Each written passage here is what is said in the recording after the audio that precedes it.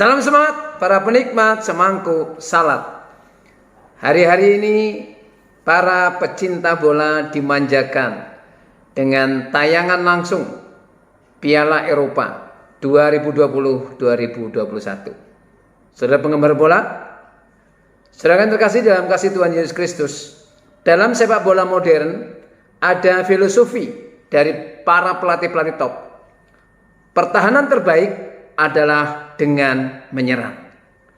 Saudara yang terkasih dalam kasih Tuhan Yesus Kristus, sekarang kita akan belajar tentang senjata, perlengkapan senjata dari Allah yang terakhir.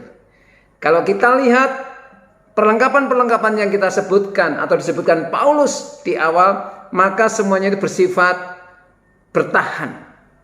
Tetapi perlengkapan senjata yang terakhir ini justru sifatnya menyerang. Mari kita membaca dalam Efesus 6 ayat yang ke-17.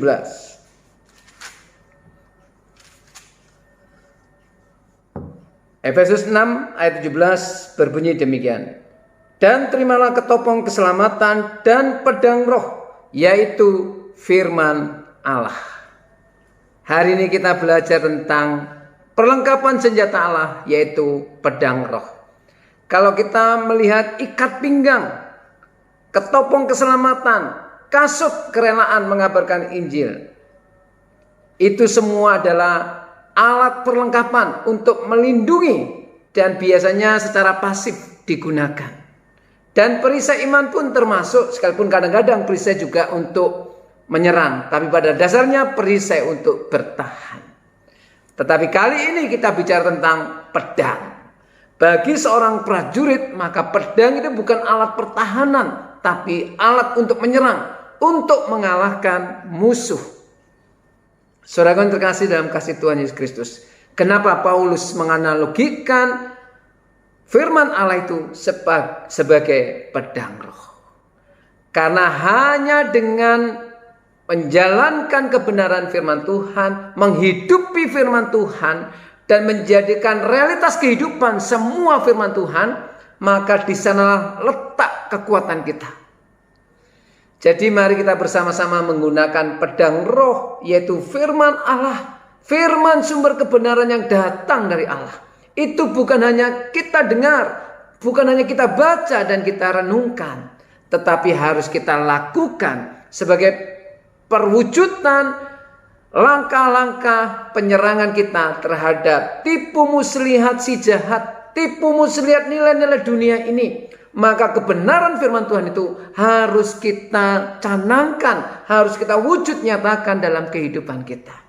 Tuhan Yesus sendiri memberikan contoh. Dia bisa mengalahkan pencobaan yang dilakukan oleh si iblis dengan mengutip dan mengatakan dan melawannya dengan kebenaran firman Tuhan, dengan mengatakan firman Allah berkata.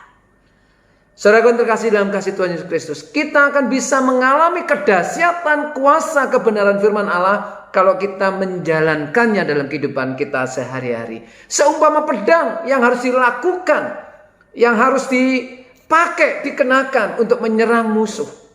Pedang itu harus diasah dan digunakan supaya tidak tumpul, tapi sekaligus berdaya guna untuk mengalahkan musuh. Demikian juga firman Tuhan.